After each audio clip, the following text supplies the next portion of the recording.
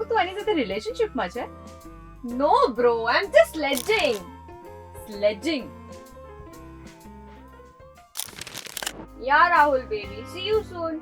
Bye. એ રાહુલ તો એ છે જેને તને ઘોસ્ટ કર્યું હતું? Nah, now he's zombing me. Bombing. આજુબાજુમાં જ્યારે જેન્ઝીસ આવી રીતના વાતો કરે ને ત્યારે આપણને એમ થાય કે યાર what are they talking about, right?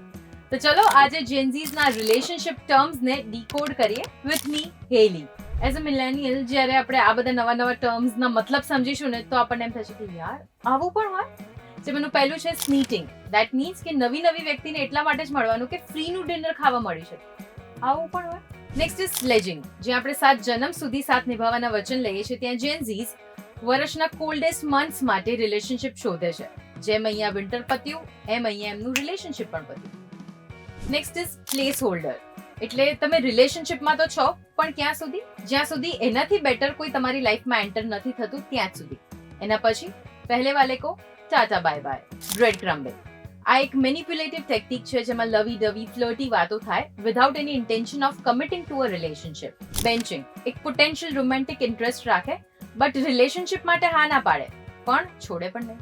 એક બેકઅપ ઓપ્શન તરીકે સાથે રાખે. કુકી જારિંગ, આમાં બે વ્યક્તિ રિલેશનશિપમાં તો છે બટ ઇન કેસ જો એ વર્કઆઉટ ના થાય તો શું? તો એના માટે એક એમનો બેકઅપ પ્લાન છે cookie જારિંગ. They have many other options to choose from. Situationship, જેમાં બે વ્યક્તિ રિલેશનશિપમાં તો છે બટ ફ્યુચરના કોઈ કમિટમેન્ટ્સ ના હોય, like go with the flow. Next is ઘોસ્ટિંગ.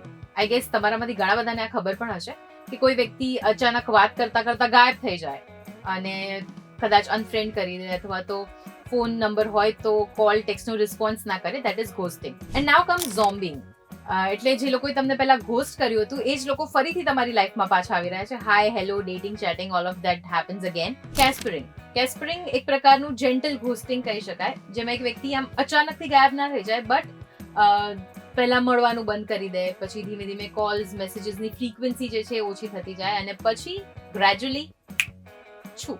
તો આ સિવાય પણ ઘણા બધા ડેટિંગ ટર્મ્સ છે જેમ કે એવલાન્ચિંગ, સિમ્પિંગ, પછી રેડ ફ્લેગ તો તમને ખબર જ હશે પણ એની સાથે પિંક ફ્લેગ, બેજ ફ્લેગ પણ છે. And there are many other Gen Z lingo words as well, જેમ કે પૂકી, સિગ્મા. તો આ બધાના મતલબ શું થાય છે જો એ જાણવાની ઉત્સુકતા તમને પણ હોય તો કમેન્ટ્સમાં યસ ચોક્કસથી લખજો, તો એના ઉપર અમે અલગથી વિડીયો બનાવીશું જેથી કરીને તમે પણ તમારી ડિક્શનરીને જેન્ઝી વર્ડ્સથી અપગ્રેડ કરી શકો. અને આવા જ ઇન્ટરેસ્ટિંગ વિડીયોઝ માટે જોતા રહો gujaratsamachar.com. એન્ડ યસ, પેજને લાઈક કરવાનું ના ભૂલતા.